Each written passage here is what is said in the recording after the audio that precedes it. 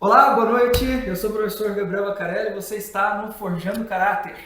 Você que nos acompanha já há mais tempo, nosso de sempre, seja muito bem-vindo. E você que chegou agora, olha, é um prazer recebê-lo por aqui. De fato, é o nosso segundo episódio na Forja, né? O podcast. E hoje nós temos um convidado super especial, cara.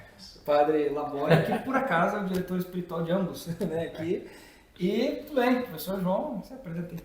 Na verdade, quem está no perfil há muito tempo já me conhece, eu sou o professor João Gabriel, eu trabalho a formação humana aqui no perfil, né? E eu acho que na verdade você precisa de apresentação também, cara, porque faz um tempo que você não aparece aqui Eu nesse sou. campo aqui, nesse lado da tela. Tá legal. É verdade. Muito bem. Então, eu sou o professor Gabriel, então, teólogo e assim por diante. E trabalho com a parte de formação religiosa dentro do Forjando Caráter. Mas atualmente tenho tocado num tema muito específico, assim, que na verdade foi uma vocação, assim, já de alguns anos, né, um chamado de Deus especial porque já há alguns anos para que eu trabalhasse o tema, né, que é o tema da teologia do corpo. Então, lá no meu perfil eu trabalho especificamente o tema da teologia do corpo, o matrimônio e assim por diante, né? Vai ser mais a minha temática, né? Para quem não conhece o segundo perfil do Forjando, tanto aqui no YouTube quanto no Instagram, eu vou botar na descrição para vocês depois poderem ir lá, né, achar o trabalho do Isso, professor. será um prazer recebê-los. Muito bem, que padre, né? Legionário de Cristo, já há alguns pouquinhos anos, né? Muito bem, também com especialista no tema da teologia do corpo, com mestrado na área da cristologia, né, padre? Sim. E antropologia. E antropologia filosófica. Isso. Quer falar um pouquinho, né? É isso. Mas já falou você. Bom, Eu sou professor e diretor espiritual no seminário Maria Mater Ecclesia. Para os senhores saberem, para aqueles que já conhecem um pouquinho da história, né, o padre foi meu formador do seminário. O seminário Maria Mater Ecclesia é o seminário onde eu fui seminarista, onde eu aprendi filosofia, onde eu aprendi antropologia filosófica e basicamente são os culpados por toda essa bagunça que tem. muito bem. Hoje, então, nós trataremos de um tema que é muito caro, na verdade, para o Forjando Caráter, porque quando nós começamos tudo isso aqui, né, João? A gente começou com a ideia de construir uma espécie de ambiente formativo geralzão, assim, para as famílias, né? Que os pais encontrassem formação literária, antropológica, pedagógica, religiosa, para o matrimônio e assim por diante, né? E hoje nós traremos um tópico específico daquilo que foi aquele sonho primeiro de Forjando Caráter, né? Que é a formação literária. Há umas 2 semanas, na verdade, foi na metade de julho, né? O Papa promulgou uma carta apostólica cujo tema é justamente a literatura, né? Então nós traremos hoje aqui a carta do Papa e conversaremos um pouco a respeito do que, né, pela voz do Santo Padre, a Igreja pensa a respeito da literatura, né? Já ao longo de muitos séculos, na verdade, porque inclusive na carta o Papa cita, né, um dos padres da Igreja São Basílio. mais exato, que a gente também trabalha bastante aqui, né? O professor João gosta muito de citar São Basílio. Mas, enfim, para começar, né, para início de conversa, vamos, assim como o próprio Papa, trazer o tema da importância da literatura, né? Acho que a gente pode começar conversando um pouquinho sobre isso, né? Eu para falar a verdade, cara, eu fiquei tão surpreso com a carta, porque a gente estava trabalhando a questão da literatura lá no Instagram, né, e falando, daqui a pouco a minha esposa me manda uma mensagem. Ela, você já viu isso aqui? Uhum. E aí era a carta do Papa falando sobre a literatura. Eu falei, não. Não. E aí eu fui dar uma olhada pra gente, e assim, me surpreende a razoabilidade e assim, a precisão do Santo Padre com relação ao tema, né? É tão preciso que eu acho que algumas pessoas, inclusive, vão perder um pouquinho da riqueza que está dentro da carta, né? Porque ele é bem completo, gente. O negócio é bem completinho mesmo, vai passando ponto a ponto. Ele cita muitos autores de bastante peso, né? E realmente fiquei muito, muito satisfeito, porque eu achei interessante. Se a gente der atenção, a gente tem quase um manual, né, de formação literária. Pois é.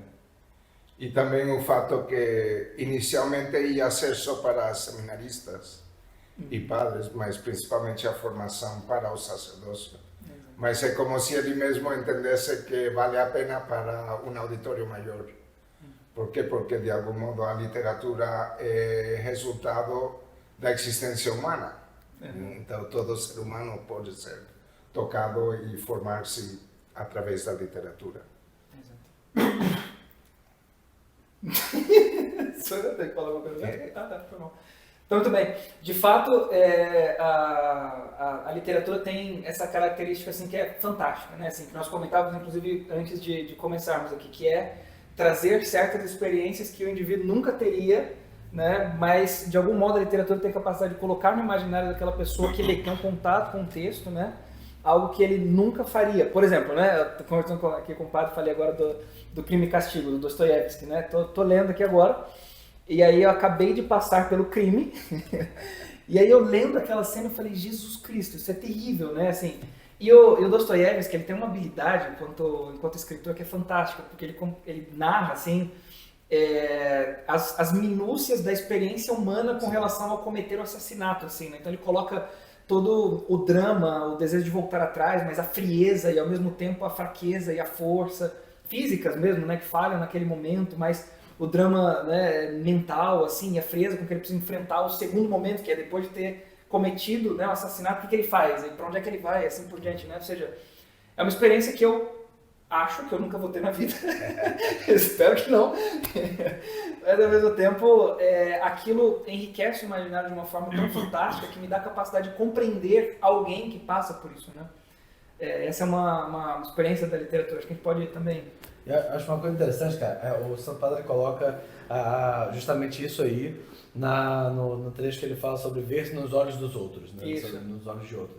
Isso é uma função da literatura que, na verdade, assim, é antiquíssima, né? O que Aristóteles chamava de catarse, né? Que é muito mal interpretado. A maioria das pessoas entenderam completamente de forma equívoca a catarse aristotélica, né? Quando ele fala catarse, para aqueles que não sabem, assim, catarse no sentido da poética aristotélica é a sua experiência de ver uma peça de teatro, de ler uma obra literária, né? E purificar os seus afetos através daquela obra, né?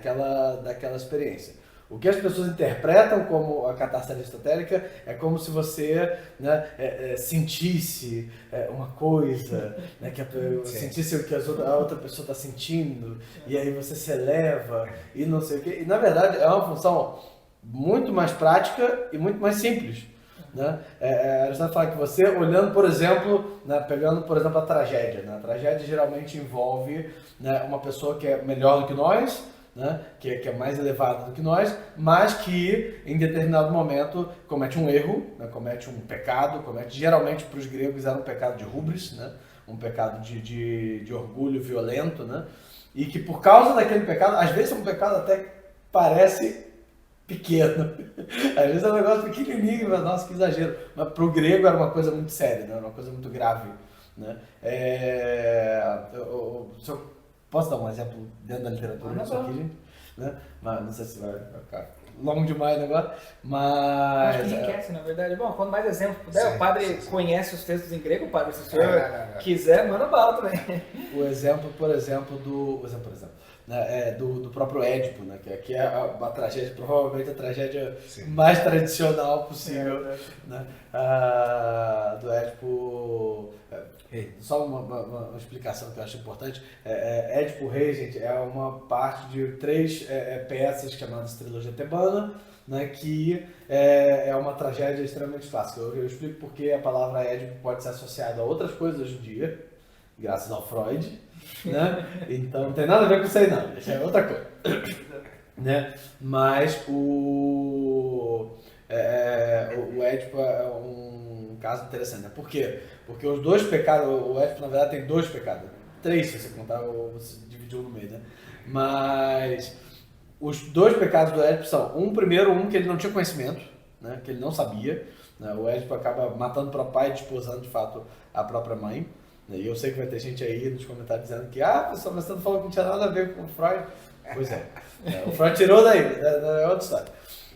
Mas que ele faz assim. Freud explica a imagem, ele aplica essa imagem para um fenômeno subjetivo que não tem nada a ver com essa realidade. O Edson não sabia o que estava fazendo. Ele não sabia que era a mãe dele, não conhecia, tem nada a ver. Beleza?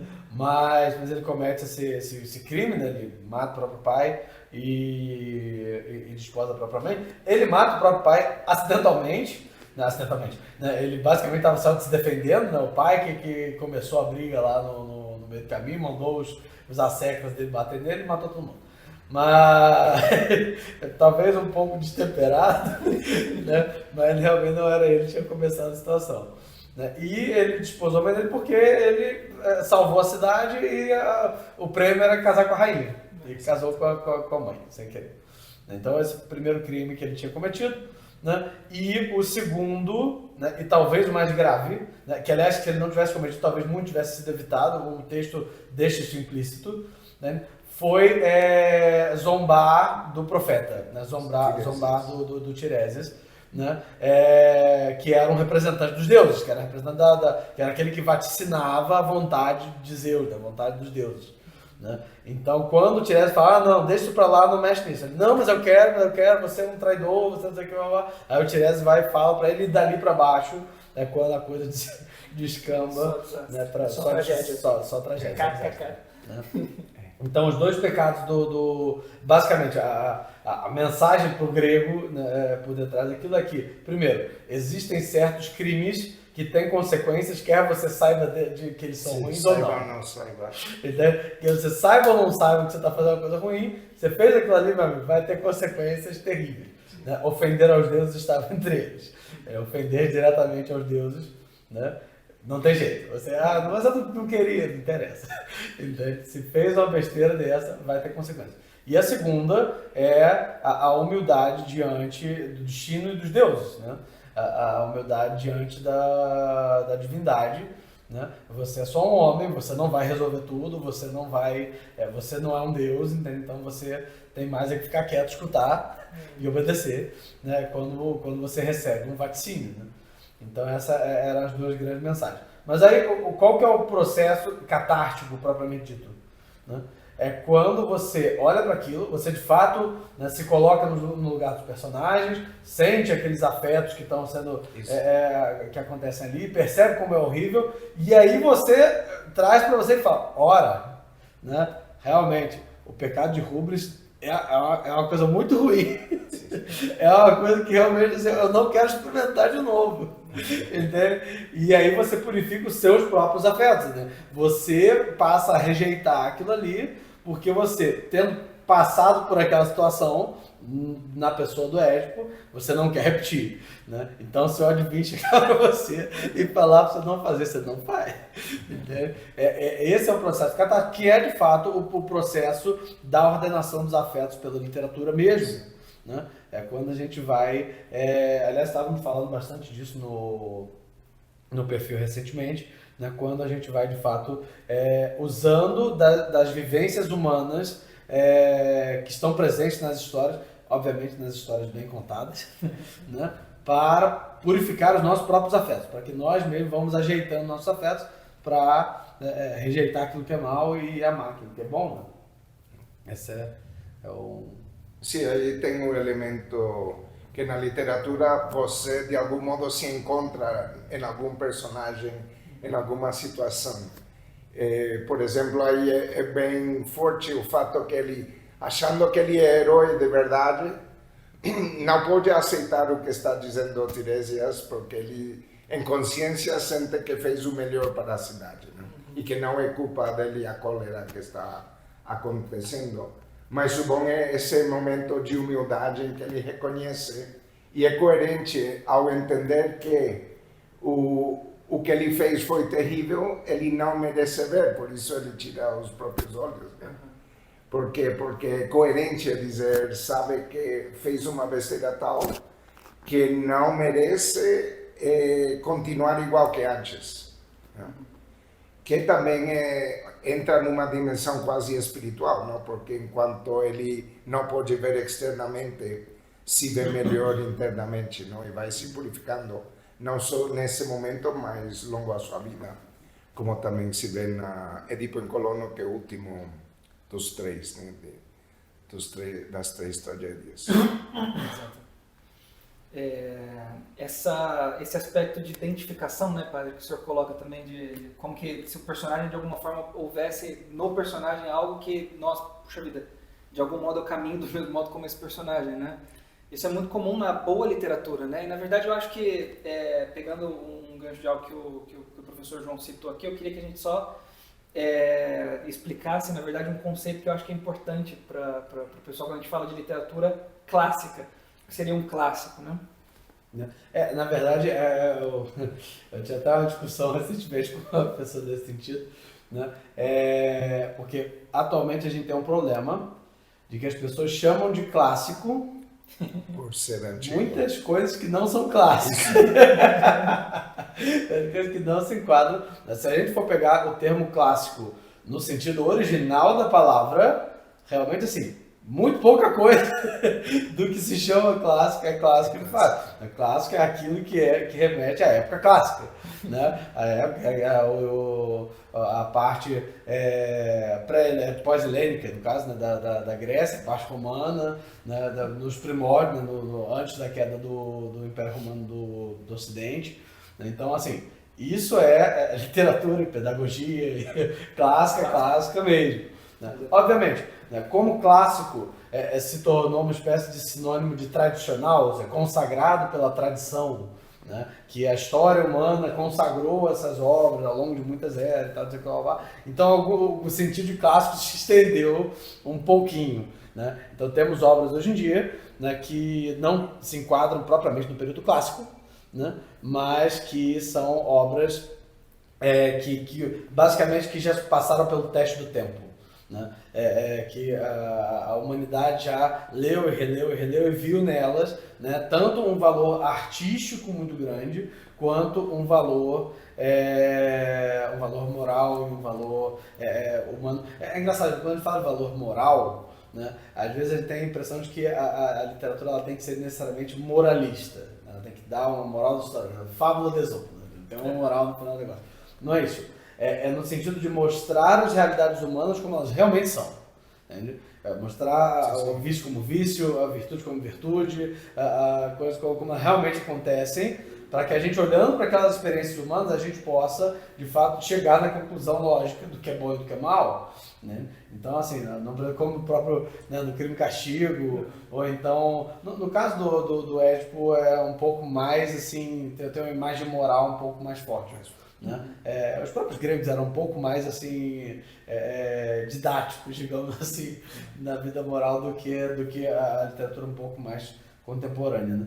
Mas só de você ver ali a realidade humana acontecendo, você já tem uma análise muito... Eu passei por uma situação muito engraçada essa semana, cara. Eu estava trabalhando com um adolescente, um jovenzinho, né? O livro A Ilha do Tesouro. Que não poderia ser menos clássico, tá, gente? Não é clássico de forma alguma. É um livro que é mais antigo e que é um livro tradicional, é um livro assim, que já é um livro consagrado, né? De fato, né, consagrado pela literatura, mas não é um clássico, né? Não é um clássico em nenhum dos sentidos. Mas é um livro muito bom, é um livro de fato que foi muito bem escrito, pelo Stevenson, que é um autor bastante renomado, né? Escreve inclusive uma literatura bastante ampla, né? Ele vai desde do terror, né, com o Dr. Hyde, para piratas. Né? Uma curiosidade para o pessoal que tem filhos e adolescentes em casa. Esse livro é basicamente, A Ilha do Tesouro, do Stevenson, é basicamente o sumo de onde foi tirado Piratas do Caribe, tá? O Piratas do Caribe e era engraçado que eu ia dando aula para adolescente e falando, você já viu Piratas do Caribe? Eu gosto muito disso. Você lembra desse negócio? E eu mostrando lá a marca negra do David Jones, o próprio David Jones, né? O tesouro, né? O mapa e tal, mas o código, todos os elementos Piratas do Caribe estão na Ilha do Tesouro. Né? Mas além de tudo isso, a gente tem assim, exemplos de seres humanos muito concretos, muito palpáveis. Né? O mais... eu vou dar um spoiler aqui, tá, gente? Mas um dos mais assim, interessantes do livro é o vilão. O vilão que é o Silver. Né? O Silver é o capitão dos piratas, né? que tomam o navio e que fazem... Só que o Silver, ele é uma pessoa assim, complexa. Né? Então, ao mesmo tempo que ele é um grande safado, né? E ao mesmo tempo que ele é um matador, uma pessoa muito má, ele também é uma pessoa assim, que sabe ser gentil, é uma pessoa que reconhece a força de caráter. Então, por exemplo, ele começa a se afeiçoar muito pelo personagem principal, né, que é o Jim, que é um moleque assim, exemplar, um moleque corajoso, um moleque bom, cristão. O cara é bom. Né? É um livro muito bom, gente. Ó, fica a recomendação. Vou botar na descrição para vocês comprarem também. Mas muito bom. Né? Mas ao mesmo tempo que o Jim assim, rejeita totalmente o Silver, né? Rejeita totalmente o Long John Silver. Ele também tem certa pena dele e também assim, não queria vê-lo enforcado também, porque ele percebe que assim, ele sabe ser bom, ele só tem uma ambição muito, muito forte, e quando o ouro chega perto ele fica doido e tal. Então assim, ali a gente vai vendo assim, a complexidade de um ser humano. Né? De um ser humano, não é nem o mal que nem um pica-pau, né? E também não é, né, uma pessoa irrazoavelmente pura e boa, né? É uma pessoa que tem vícios, tem virtudes, tem dificuldade, tem coisa e tal, e a gente vai vendo aquilo ali e aquilo vai se provando. No fim das contas, assim, você passa a admirar, né, o Jim, né? E as pessoas que estão junto com o Jim, o capitão original do navio, o médico, o Lysley, né? Esses são os caras que de fato você admira. Você não sai dali admirando o Silver, mas tendo um pouco de compaixão dele. Né? Ele é um vilão assim, que realmente não dá. Você não fica com vontade de vê-lo enforcado. Né? Você tem certa compaixão dele, você percebe que ele tem mais de um ângulo, mais de um lado. Então, essa experiência que eu acho muito interessante, né? Que a gente pode... Essa é a experiência moral da literatura. Né? E você não precisa ser um pirata e, de fato, ser sequestrado para passar por isso. Né? Você pode só ler o livro. Né? Ótimo. Mais algum exemplo, padre, de literatura que... Não, por exemplo, nessa linha da necessidade de ter imaginação, criatividade, porque tem conteúdos do passado que são válidos, mas têm que ser transmitidos com uma linguagem acessível. Né? Eu lembro, foi engraçado, porque quando eu tinha 8 anos, fui à biblioteca da minha escola paroquial e encontrei mitologia, mas com desenhos. Então, claro, para uma criança era fenomenal, porque você via as imagens, não era tudo texto.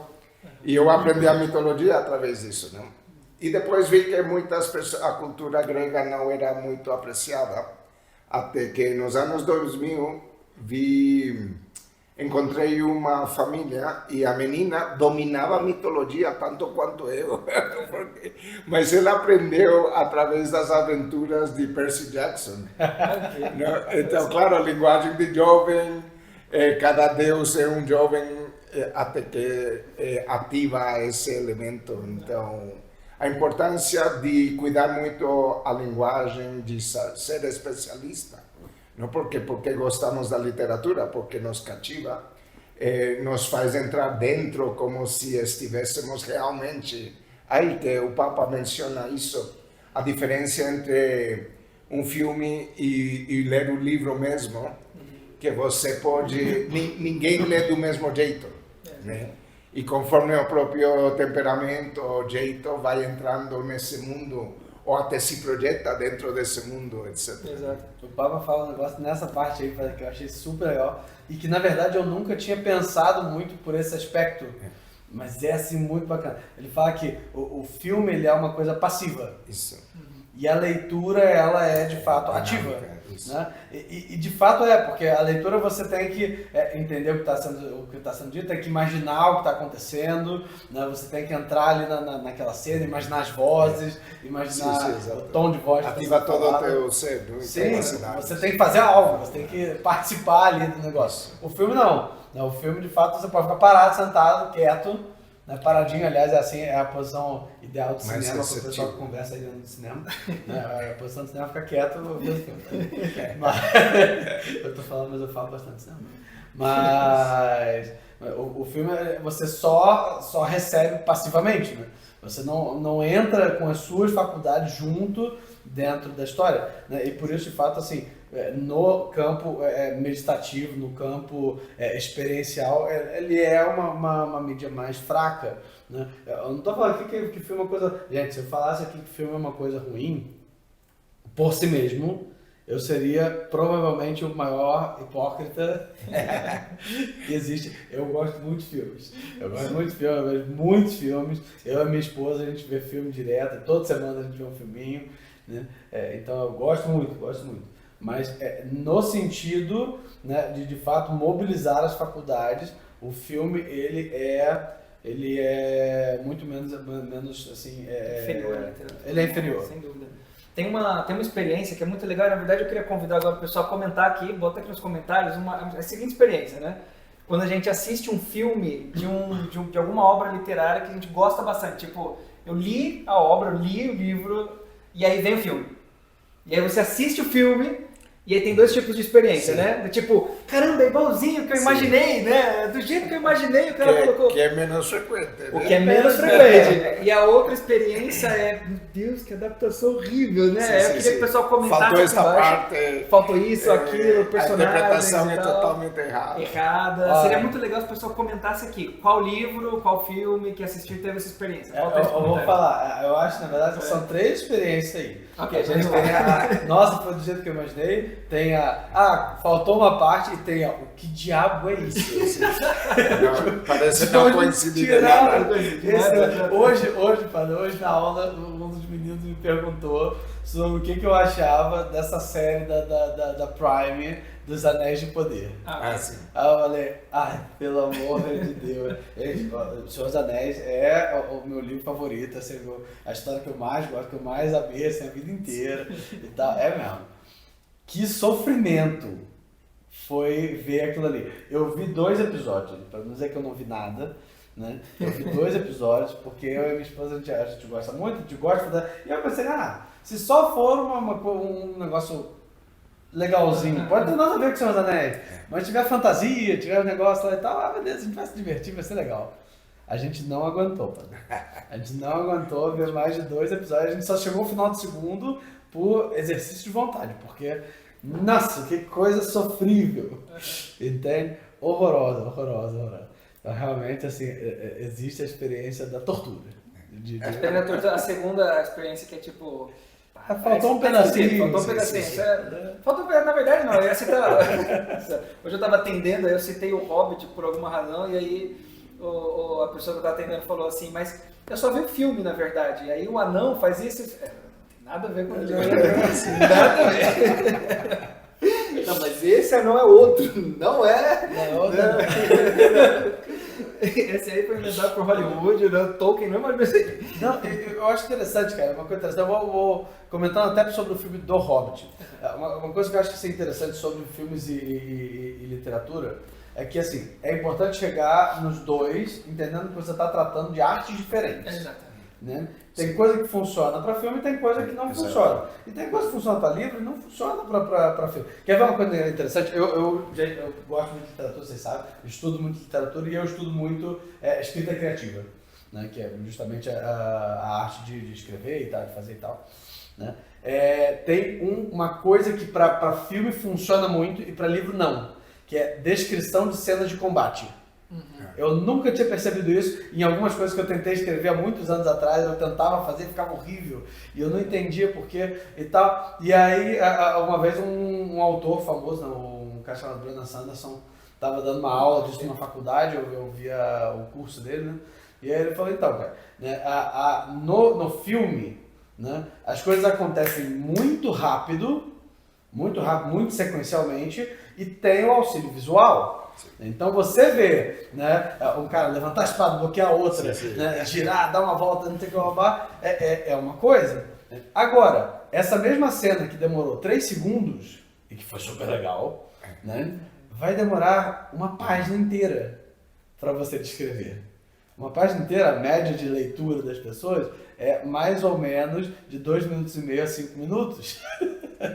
Então a cena que era para você ver tem 5 segundos virou uma cena de 5 minutos, entendeu? E aí realmente, então ele levantou a espada, bloqueou a espada esquerda, bloqueou a espada direita, bloqueou a espada em cima, né?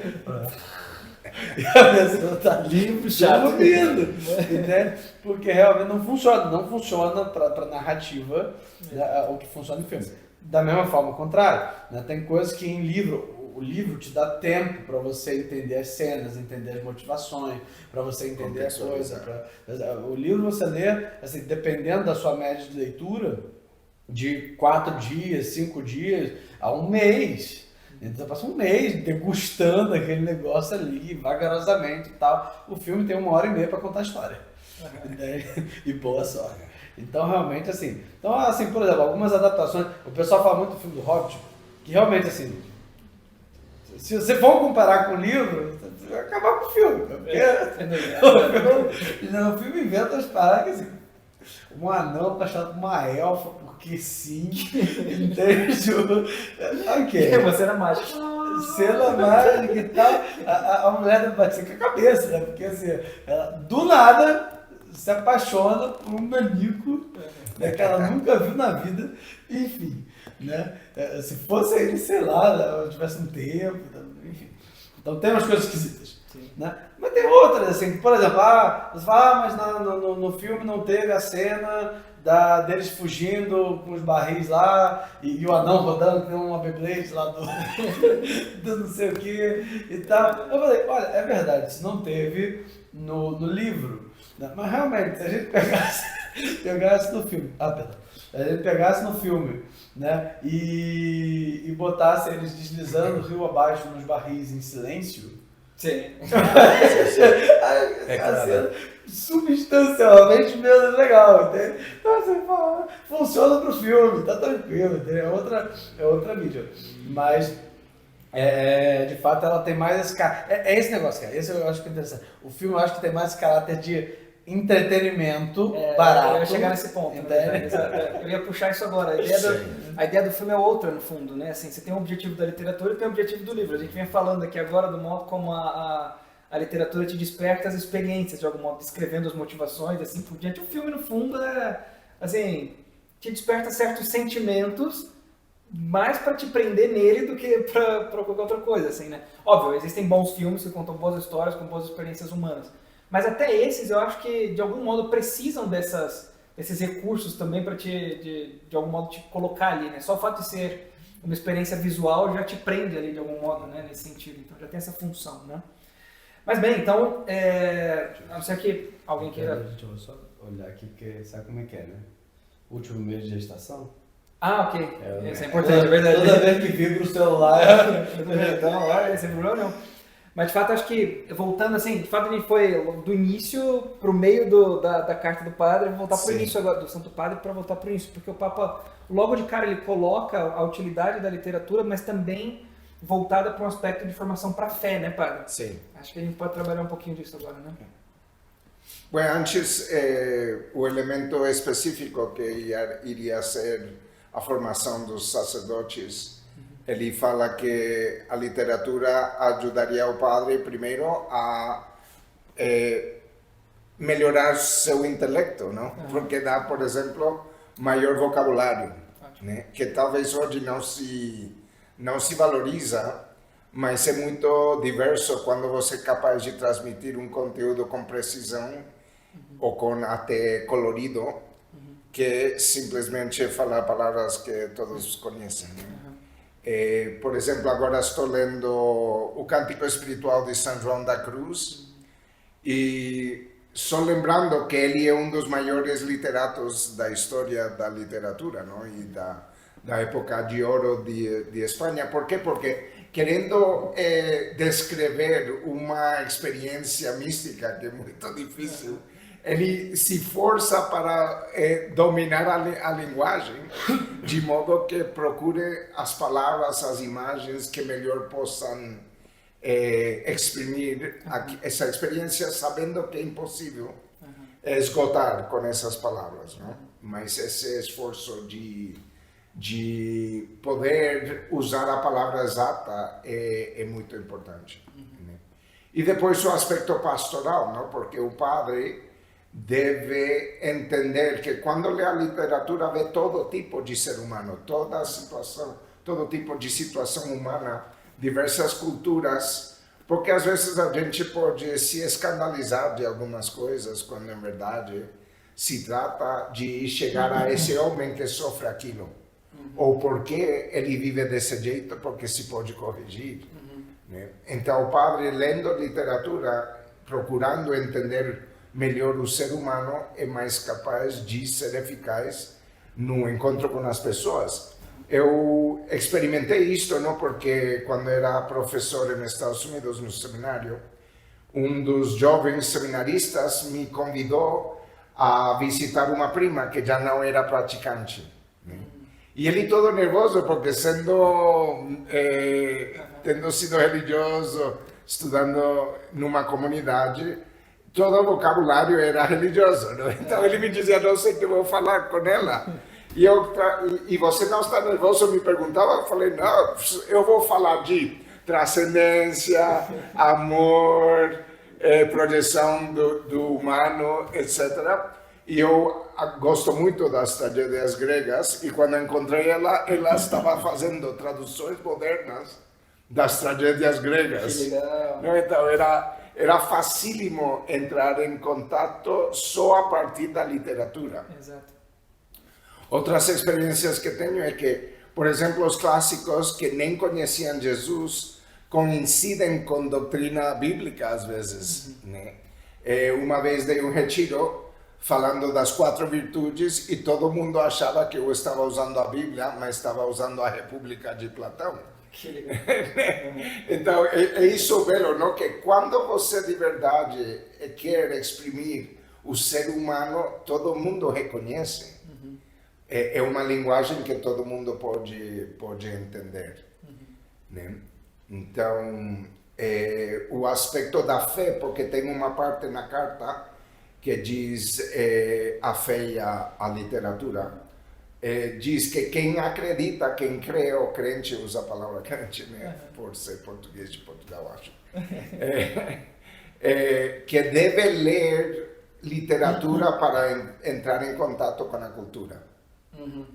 É dizer, é ilusório pensar que eu posso encontrar um grupo em que vão entender minha linguagem religiosa.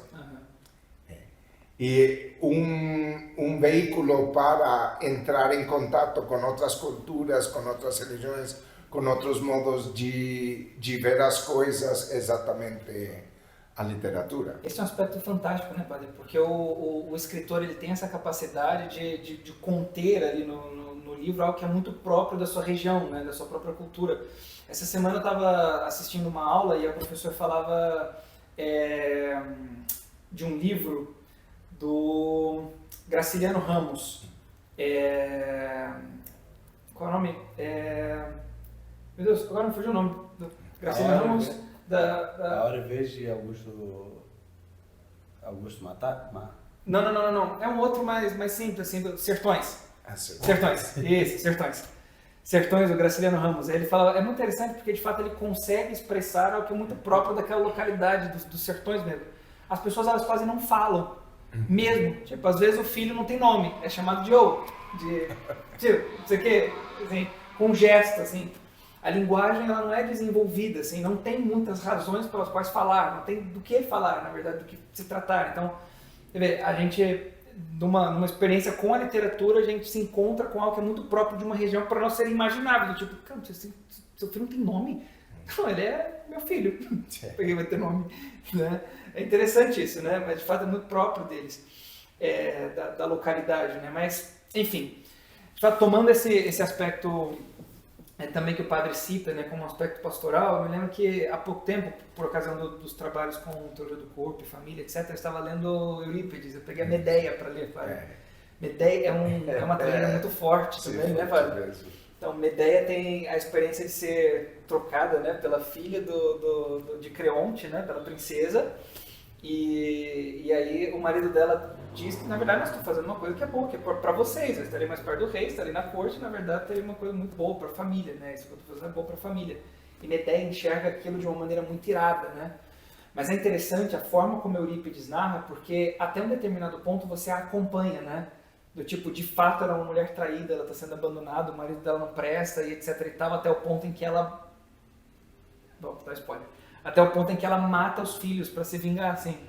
Do tipo, você vê, a ira dela no princípio, ela já era injustificável por ocasião do fim no qual ela chegaria, né? É interessante essa experiência também, né? Como isso de alguma forma dá para nós algo da realidade matrimonial, né? Que às vezes a gente não vive, mas de algum modo a gente precisa lidar também, né? Enfim, só para citar mais um exemplo aqui, né? E teve um ponto que o senhor tocou que eu acho interessante a gente tocar, que é a questão da poesia, né? Que eu acho muito interessante. Eu tenho lido muito poema ultimamente, até para dar aulas e assim, coisas do tipo. Um poeta, ele nunca pode gastar palavras, como num texto em prosa, né? Usar de todos os artifícios da linguagem, assim por diante, se alongar, por assim dizer. Escrever de uma maneira muito, né, longa, né? Prosaica. Um poema, na verdade, ele precisa acertar nos termos, né? Usar palavras muito exatas para dizer exatamente aquilo que ele quer dizer, porque ele não pode gastar muito tempo. Enquanto nós lemos um poema, nós nos apropriamos de termos assim que são muito profundos, né, a partir dessa experiência. Então, não sei se o professor vai comentar algo a respeito disso também, né? Não, sim. A literatura, ela, como ela é mais enxuta, né? E como ela, na verdade, ela tem uma certa critérios adicionais que a prosa não tem, né? Ela tem a métrica, ela tem um ritmo e tal, ela precisa comunicar mais e menos, né? Então, aliás, quando a gente faz esse trabalho de literatura com as crianças, a gente sempre começa, de fato, com as poesias, né? Que são mais curtas, né? Bem mais curtas, né? Mas que se tira muita coisa, né? de dentro de um espaço muito pequenininho, né? Eu faço, inclusive, um trabalho, padre, com formação humana a partir de poesia com alguns jovens. Dependendo, assim, os atendimentos que eu faço, né, para alguns que já são um pouco mais maduros, um pouco mais adultos, na verdade, né, já são, né, tem lá seus 17, 18 anos e tal. Então, na verdade, o ponto é esse, né? Quando o cara é um pouco mais velho, ele já tem certos conflitos. Sim. Ele já tem certos desafios, certas coisas que ele está enfrentando, então é um pouco mais fácil de fazer esse atendimento voltado mais para o problema, né? Quais são os problemas? Beleza, vamos conversar, e começando a destrinchar aqueles problemas ali, nesse sentido. Agora, até alguns são um pouco mais novos, e aí tem um detalhe dessa, são jovens excelentes, são jovens muito bons, mas são jovens também que, como tem uma vida muito protegida e muito bem ordenada, não tem problemas no sentido próprio da palavra, né? Eles não têm questões, eles não têm dúvida, eles têm, assim, vagas inquietações, né? E aí, para esses, de vez em quando, né, eu faço essa abordagem a partir da literatura. Eu estava trabalhando, inclusive, com um jovem essa semana a partir da Canção do Tamoio, do Gonçalves Dias, né? E era muito engraçado que a gente ia lendo, ele ia fazendo e tal, e aí eu falando, pô, cara, né, descreve pra mim esse homem que está sendo descrito aqui na canção e tal, né, pequenas palavras, pequena coisa. Tem um trecho que eu acho muito, muito legal, que no ar que tesa tem certo uma presa, quer seja tapuia, condor ou tapi, né? É meia estrofe, né? Tem 4 versinhos que tem. Beleza, o que isso quer dizer? Né? Que tipo de homem ele está descrevendo aqui? Aí vai, chuta e pensa e tal.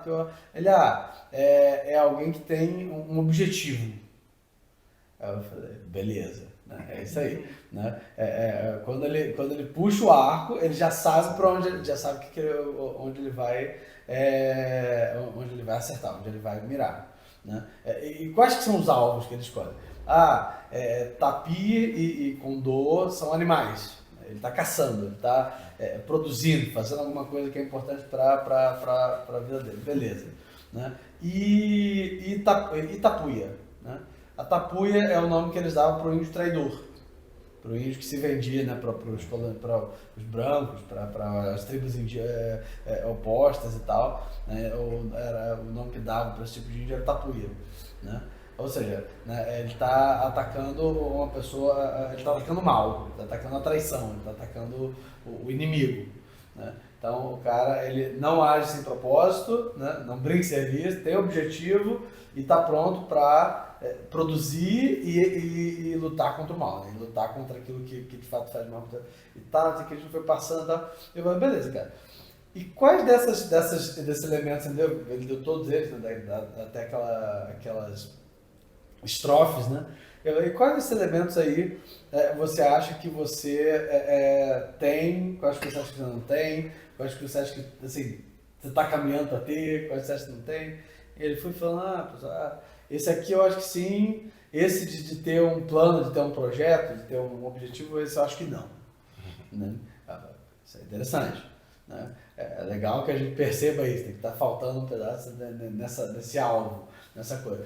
E essa pequena imagem no meio de dois versos desse tamaninho, né? Fizeram ele ter o insight lá de que ele não tinha um projeto de vida, né? De que ele não tinha, né, uma meta, não tinha um alvo e tal. Então, realmente, a eficiência da poesia ela é muito interessante. Ela é mais difícil, porque justamente como a linguagem ela é mais perfeita, né? Ela geralmente requer um leitor mais perfeito. Exato. Mais formado. Mais formado. Né? Mas o efeito com as crianças é bastante interessante, bastante eficiente. E elas gostam. É verdade, pior que elas gostam mesmo. A gente cita não, e é mais fácil para eles, porque tem forte memória, né? Sim. Então a poesia é mais fácil de decorar. Exato. Tive uma turma de adolescentes de entre 11 e 13 anos que memorizaram 31 estrofes. Olha só.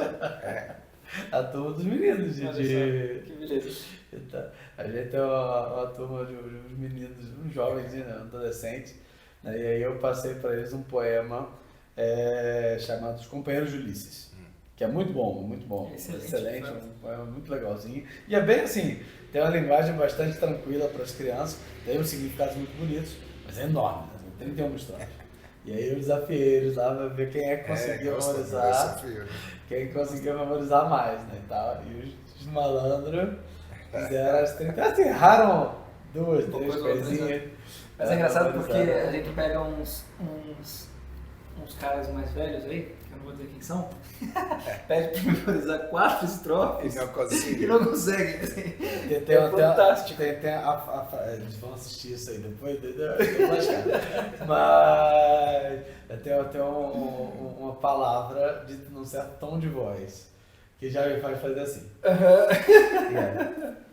Professor... Safado. Não fez o bagulho. E as crianças dando de 10 a 0 nos mamães. É verdade, é fantástico isso. E ao mesmo tempo é bonito também como eles conseguem pegar, né, os símbolos assim de alguma forma, né? Eles têm um imaginário, assim, é interessante porque às vezes não é um imaginário nem tão cheio de coisas mesmo, assim, não leram tantas obras, mas ao mesmo tempo eles entendem as imagens de algum modo, né? Assim, é muito interessante esse movimento das crianças, né? E na verdade, assim, é uma formação, né? O trabalho que eu faço com eles de formação é um trabalho muito longo, né? De formação de literatura. Mas é muito interessante como a gente vê o progresso, né? Sim. A gente vê o progresso. No iníciozinho, quando a gente começa a trabalhar, começa as primeiras poesias, os primeiros textos, eles ficam muito empacados, né? Em alguns pontos, em algumas questões e tal. Quanto mais a gente vai aprofundando, quanto mais a gente vai indo, né, mais a coisa vai funcionando, mais a coisa vai desenvolvendo. Padre, eu li a Ilíada e Odisseia inteira com os nossos adolescentes. Inteira de cabo a rabo. Lemos a trilogia tebana, né, lemos Shakespeare, lemos... agora eu fugiu qual era o nome do outro, tá bom. Lewis, Chesterton e Tolkien é a roda, né? Esses foram... Sherlock Holmes também, o Conan Doyle, mas tinha um em particular que agora me fugiu. O Drácula com eles também, né? Lemos o Bram Stoker. A gente lê muita coisa com essas crianças. É verdade. Mas é impressionante como elas vão, assim, progredindo na capacidade de compreensão, assim, de uma maneira muito interessante. Estou vendo metafísica com eles agora. Entendeu? Assim, e não é a primeira turma que isso acontece. É a segunda turma de adolescentes que eu faço trabalho de literatura e daqui a pouco estou vendo metafísica.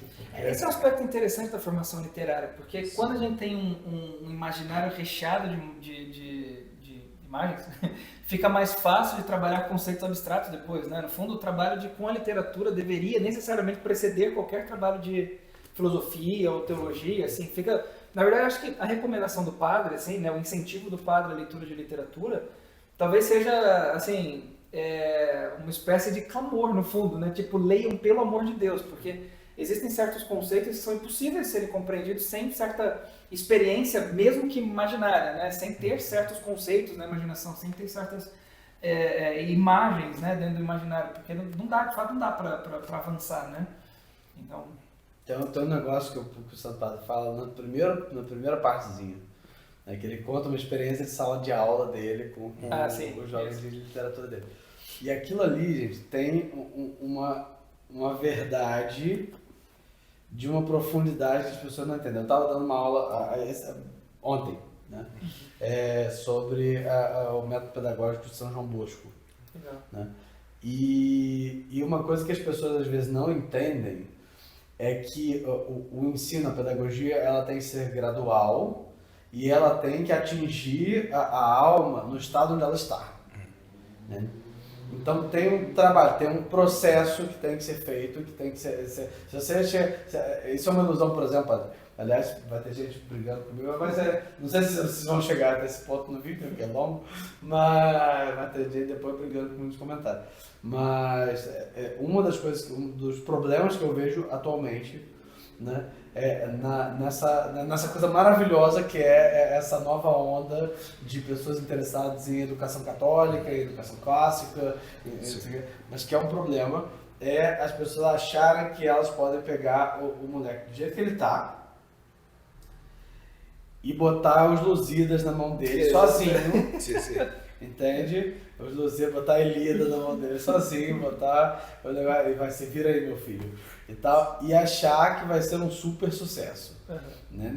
E a pessoa não entende, assim, que quando você lida, por exemplo, com uma pessoa que é muito mal nutrida, né, você começa dando para ela uma sopinha rala, depois um mingauzinho, depois um negócio assim, começa até chegar em comida sólida. Se você dá um bife para o moleque assim, ele morre engasgado, não consegue comer, ele passa mal, ele rejeita, o corpo não aguenta, entende? Então, as pessoas não entendem que assim, é necessário esse tocar a alma da criança no estado formativo onde ela está, né, no ponto e no nível onde ela se encontra, né, e ir fazendo o caminho até chegar nas coisas mais profundas. É muito interessante, eu costumo começar, né, nas minhas turmas com Crônicas de Nárnia, né, que é uma literatura extremamente mais recente, né? E por mais que tenha muita profundidade, é uma literatura muito profunda, mas ela é colocada de uma maneira extremamente simples.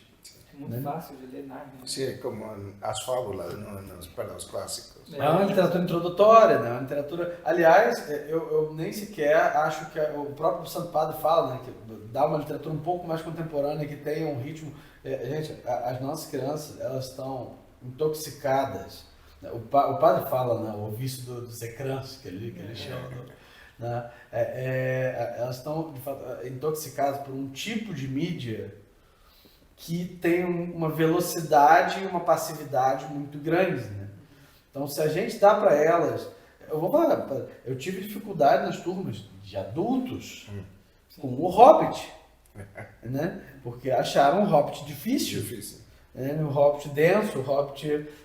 Por quê? Porque é um desnível tão alto, tão grande com relação à literatura, que assim, você não tem como exigir muito. Então, às vezes você pegar um livro um pouco mais recente, você pegar um livro com um passo um pouco mais rápido, um pouco mais cinematográfico, de fato, né? É a porta de entrada, é por ali que vai começar.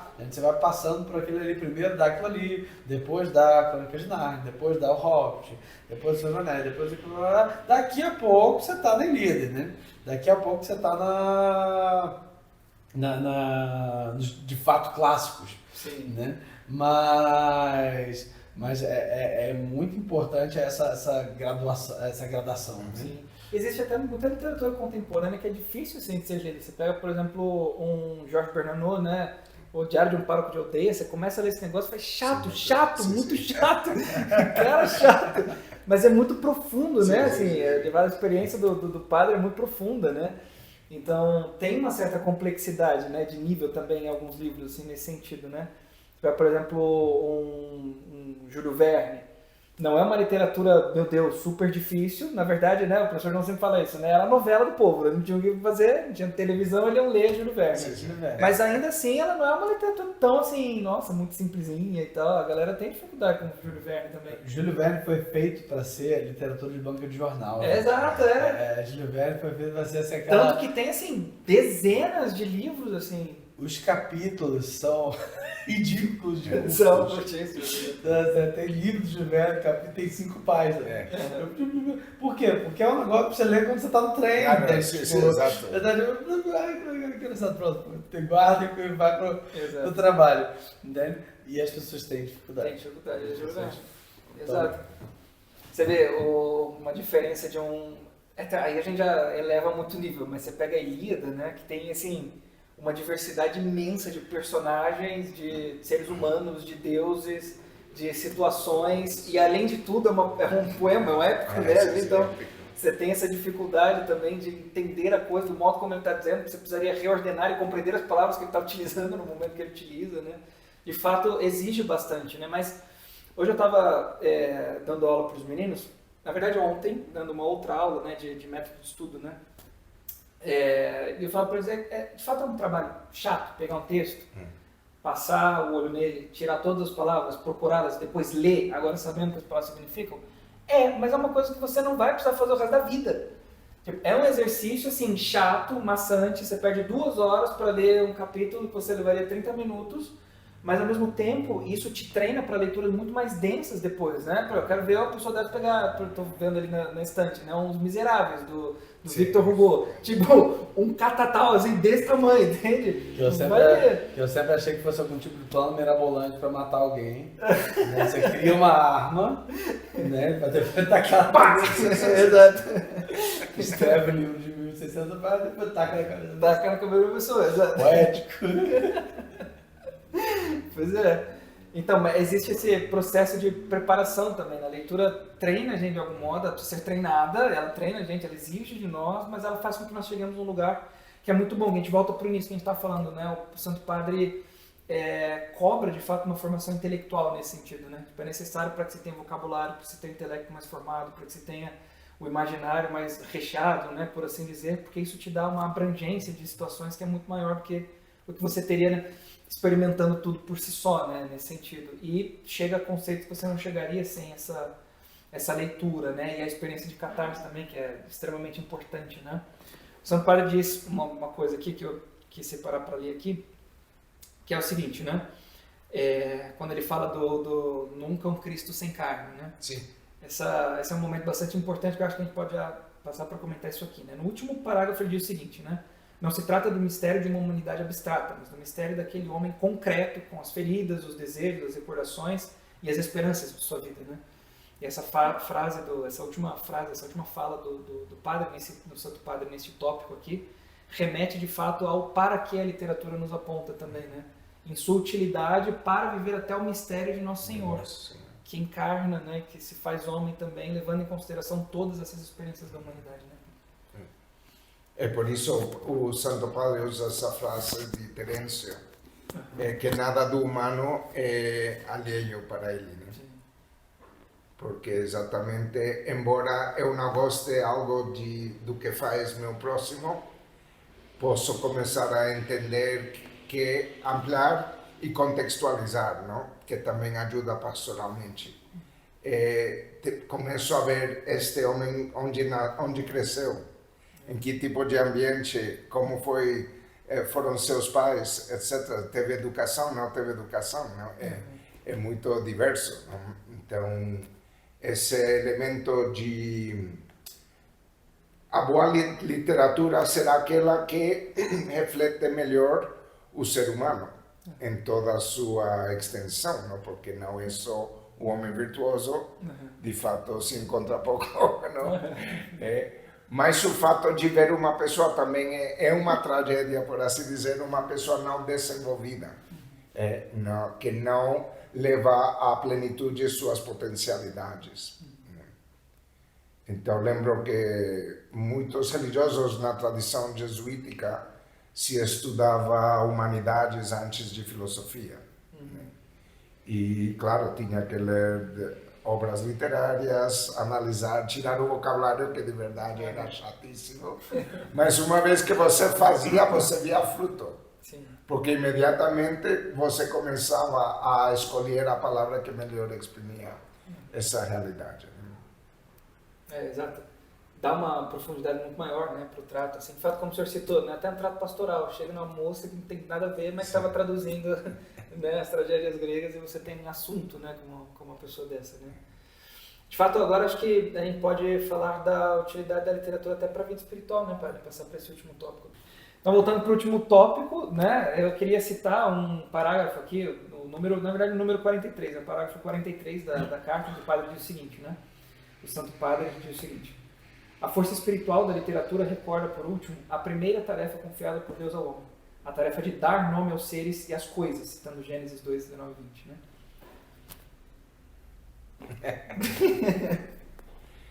Antes, para entrar nisso, às vezes se esquece que também o homem tem seu espírito, não?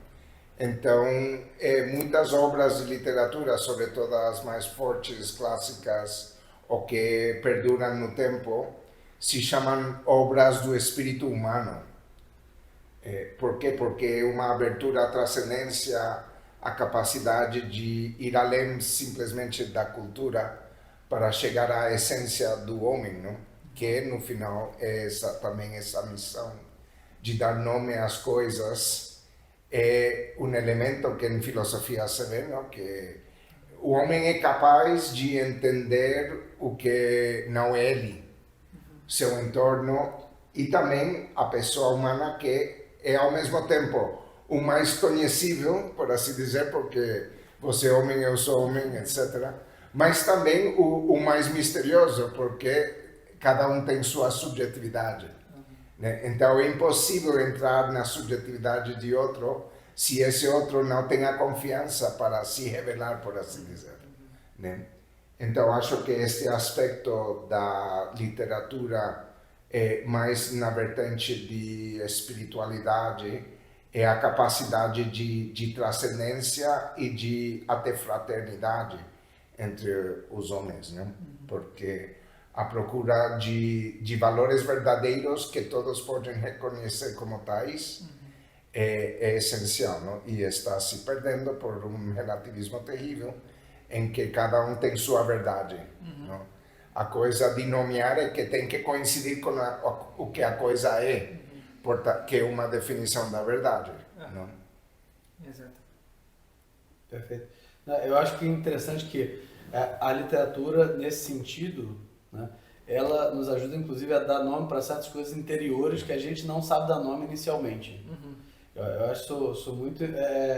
tem realidades que a gente percebe sensivelmente na nossa vida e na nossa realidade, na nossa experiência, que a gente sabe que está lá, a gente às vezes tem grandes sofrimentos com relação àquilo, mas a gente não sabe dizer o que é. Né? E a impressão que dá é que quando você consegue dar nome para alguma coisa, parece que você começa a ter poder de fato, né, sobre ela. Tipo de alívio, porque já dá pode encarar. Eu passei por uma situação, alguns já conhecem que eu já contei essa história antes, mas que quando eu era mais jovem, que foi a mais marcante nesse sentido que eu tive na minha vida inteira. Eu passei por um momento muito sombrio, assim, tinha me formado no colégio, estava na faculdade, né, e estava passando por uma depressão muito grande, né, por uma crise afetiva assim, muito, muito séria. Né, e eu não sabia o que era, não sabia o que era origem, não sabia nada. Né? E eu lembro especificamente desse dia, eu lembro onde a gente estava, na posição que a gente estava, né? Estava eu e minha mãe conversando, né? E eu estava lá falando, não parar de falar, só que assim, palavras aleatórias, né? Palavras ao vento, eu falo, não, acho que é isso, acho que é aquilo, não sei o que, minha mãe sempre foi assim. Mas ela fica bem quietinha, ela escuta e tal, aí às vezes ela faz um comentário, e ela vai, coloca e tal. Então ela me escutava, e aí eu lembro que de repente ela chegou pra mim e falou: meu filho, você não acha que isso que você está passando é uma crise vocacional? E eu lembro de eu abrir a boca para falar e eu não conseguia falar. Né? E aí eu só desabei a chorar, assim, parece que aquele negócio tava preso dentro. E aí eu falei com ela, na hora que ela deu um nome pra coisa que eu tava vivendo, entende? Parece que destravou assim, o negócio. Né? E assim, aquela conversa teve diversas repercussões, mais tarde eu acabei entrando pro Mater. Né? Acabei entrando no seminário e basicamente minha vida mudou a partir dali, e tudo que eu tenho e sou hoje é devido àquela escolha naquele momento, e agradeço muito a Deus por tê-la feito. Mas de fato, é um aspecto forte. Eu uso muito literatura na terapia, por exemplo. Porque a formação de imagem ajuda a conceitualizar, e conceitualizar dá domínio para coisa, então é um princípio de cura, né? Exato, porque uma vez que dá nome já pode dominar aquilo, né? Exato. A partir do momento que você dá nome, você consegue colocar em linhas de raciocínio, né? Você consegue processar aquilo ali. Você consegue... Quando não tem nome, parece que é uma espécie de monstro embaixo da cama, né? É uma espécie assim de bicho misterioso e dá um medo horroroso. Né? Você não sabe com quem você está lidando, você não sabe o que aquilo pode ser uma coisa horrível. Você pode acabar morrendo daquilo, você não sabe o que é. Então é horrível. É do momento que a pessoa te dá aquela informação, te dá aquele nome para você chamar aquilo ali, né? Parece que dá aquele alívio. E a literatura ela faz isso, né? Porque às vezes você pega um personagem que está passando por uma situação semelhante, ou então alguém que está vivendo uma crise, um negócio, e aí ele dá aquele nome no meio da coisa, né? Dá aquela resposta, e aí você fala, putz, então é isso. É isso. É isso aí mesmo, é isso aí que eu estou passando. Tá? E a partir daquele momento você consegue de fato reformular na sua cabeça. Né? Tem uma pergunta que fazem com certa frequência, tem até uma live aqui sobre isso, mas que é se a gente pode ou não mostrar o mal e o sofrimento e coisas assustadoras para as crianças na literatura, né? Eu falo para vocês, não podem fazer, vocês têm que fazer isso. Vocês têm que mostrar o monstro, né? O Chester chamava do Buggy, né? O bicho-papão, né? Você tem que mostrar isso para a criança, para que ela primeiro encare essas realidades, mas muito mais do que isso, para que ela veja ele cair no final, né? Para que ela veja ele ser derrotado no fim da história. Né? Você não fala para ela, não, fica tranquilo, nada de errado existe no mundo, não existe nada. Né? Isso tem um prazo de validade bem curto. Porque em muito pouco tempo ela vai descobrir que você mentiu para ela. Entendeu? Mas se você fala para ela que há maldade, sofrimento e perigo no mundo, que é verdade, mas bota no final da história a vitória lá do cavaleiro sobre o dragão, né? Você está falando, o mundo é difícil, o mundo é assustador, você pode vencer. Né? Você pode sair vitorioso disso aí, é possível. É possível vencer no final. É possível cortar a cabeça do Draco no final. Spoiler. É possível cortar a cabeça do Draco no final. É possível furar o olho do Polifemo. É possível voltar para casa depois de 10 anos no mar. Né? É possível. Essa é uma mensagem afetiva e espiritual para as crianças que assim, é indispensável. Assim, que coisa maravilhosa você saber que você pode vencer o dragão. Né? Isso faz com que você enfrente o dragão, né? Que você pode vencê-lo. Né? Então, é muito interessante como a literatura ela é transformadora, né? No sentido, desde o sentido conceitual até o conceito, até a formação dos afetos mais básica, né? Ela tem essa potência. Né? Exato. Isso é interessante, mas muito bem. Então acho que daqui, né, vamos encaminhando para o fim. Eu queria antes ler o último parágrafo da carta, de fato, porque ele traz uma profundidade bastante bonita. E depois aí a gente, cada um deixa uma mensagem aí e tal. O Santo Padre diz o seguinte: a afinidade entre o sacerdote e o poeta manifesta-se assim nesta misteriosa e indissolúvel união sacramental entre a palavra divina e a palavra humana, dando vida a um mistério que se torna serviço cheio de escuta e compaixão, a um carisma que se traduz em responsabilidade, e a uma visão do verdadeiro e do bem que se abre como beleza. Não podemos renunciar à escuta das palavras que nos deixou o poeta Paul Celan. Quem realmente aprende a ver, aproxima-se do invisível. Muito bem. Vocês quiserem começar? Deixar uma mensagem? Bom? Última mensagem aí pro pessoal. Bom, eu acho que essa frase aí, ela é impactante. Porque, na verdade, gente, é esse o processo esse é o caminho que a gente faz na direção da verdade mesmo. A gente pensa que, às vezes a gente tem a impressão de quando a gente fala de ver a mística e ver as verdades eternas e ver as verdades metafísicas, como se fosse uma coisa meio descolado da realidade aqui e do agora. Mas, na verdade, se você estuda 2 graminhas de metafísica, é justamente através daquilo que você vê aqui, daquilo dos acidentes que a gente chama, né? É justamente através dos acidentes, daquilo que a gente vai percebendo, que a gente vai percebendo sensivelmente, que a gente chega em algum momento a contemplar as verdades mais profundas, né?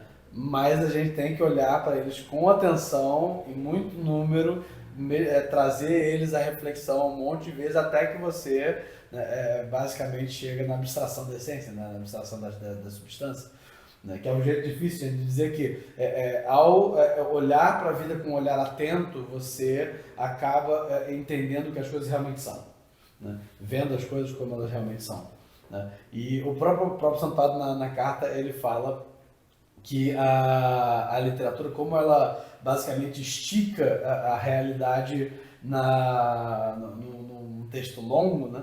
Ela é uma espécie de treinamento. Ele fala ginásio, agora me fugiu a palavra que eles uma espécie de ginásio espiritual, uma coisa assim, né? É como se você fosse... De discernimento. Ginásio de discernimento, exatamente. Porque você vai treinando a sua percepção a olhar as coisas com cuidado, palavra por palavra, elemento por elemento, e montando elas na sua cabeça, né? E quando você aprende a fazer isso no livro, você aprende a fazer isso na sua vida também, né? É uma coisa engraçada, a gente faz um treinamentozinho com as crianças, né? A gente lê uma historinha, ou então elas leem a historinha, ou lê o poema, e você fala, beleza, o que aconteceu aqui? Né? E aí ela tem que dizer para você o que aconteceu. Aí fala, mas por que você acha que fulano fez isso? Fulano fez isso por causa de não sei o que. Mas por que qual a consequência que você acha que isso vai ter? Não sei o que. E assim, obviamente, ali é um exercício de linguagem, é um exercício de leitura, mas no fim das contas é um exercício de discernimento de vida também, né? Porque ela vai aprendendo a olhar para as coisas, a ler a realidade das coisas e pensar, beleza, o que está acontecendo aqui? Por que está acontecendo aqui? Quando isso vai dar? Né? Que é justamente os 3 estágios da prudência, né? A gente, sem querer querendo, né? Nessa leitura faz o treinamento dos 3 estágios, os 3 estágios da prudência, as 3 virtudes constitutivas da prudência são justamente essa, né? A circunspecção, que é basicamente você perguntar o que está acontecendo aqui, né? A reflexão, que é você perguntar, por que isso aconteceu? Né? E a previsão, que beleza, e o que vai sair disso aí? Né? E com isso você consegue de fato chegar a uma compreensão e a decisões bastante acertadas na vida, né? E isso se faz de uma forma bastante propedêutica ali na literatura, né? E de uma maneira bastante agradável ao espírito, né? Uma coisa que a gente gosta, né? A leitura é gostosa. Né? Quando você pega o gosto pela coisa, a leitura é bastante gostosa. A pessoa fala, mas não sei o que, mas as telas, mas não sei o que. Realmente, o ideal é reduzir as telas, de fato, né? Mas assim, eu desenvolvi um fortíssimo gosto pela literatura a partir dos meus 10 anos de idade, por incentivo da minha tia, dos meus pais, especificamente de uma tia, de um avô e dos meus pais, né? Porque eles basicamente me compraram livros. Eles compraram inicialmente livros bobinhos, né? Livros de Harry Potter, coisas do gênero e tal. Foram botando, depois Senhor dos Anéis, não sei o que, blá, blá, blá. Me levavam para a Bienal do Livro, onde tinha um monte de livro, achava super legal. E eu tinha computador. Eu tinha videogame, eu tinha... E assim, e funcionou. Então assim, é possível, apesar... Sim, de fato, isso é importante porque é a tarefa, acho, de pais e educadores, como nós que somos professores, incentivar a leitura, porque no fundo o início do documento do Santo Padre diz: tomara se recupere o hábito de ler, né? E eu gostaria de mencionar uma frase de São Jerônimo, que diz: gracias ago tibi Domine, quia de semine amaro dulces fructus capio, não? Dá graças a Deus porque da semente amarga das letras eu tirei frutos doces. Então imagine, sabemos que na cultura dos padres eles já tinham hábito. Se ele diz que é uma semente amarga, imagine hoje, não? Que então é muito mais fácil optar por ver algo rápido na internet que pegar um livro, não? Então é importante que os pais e educadores saibam incentivar como você experimentou graças à sua família. Exato. Então, muito bem, muito obrigado, Padre, pela participação, foi um prazer ter aqui conosco, volte sempre, na verdade, isso é muito bom tê-lo aqui conosco. Nós ficamos por aqui, agradecemos a audiência, né? O professor João fica super feliz, estava mais animado que filtro lixo esse negócio. É um tema que eu nem gosto. Não, imagina, eu gosto nada. Mas muito obrigado, então, obrigado pela atenção, Padre, professor João, fiquem com Deus. Pessoal, até mais, a gente se vê, muito obrigado. Até mais. Padre, aliás, pode o senhor dar uma bênção, Sim, né? posso. Por favor. O Senhor esteja convosco. Ele está no meio de nós. Abençoe-vos Deus Todo-Poderoso, Pai e Filho e Espírito Santo. Amém. Amém. Amém. Muito bem, ficamos com a bênção, Obrigado, então. Padre. Até mais, gente. Obrigado. Vamos nessa aula, pessoal.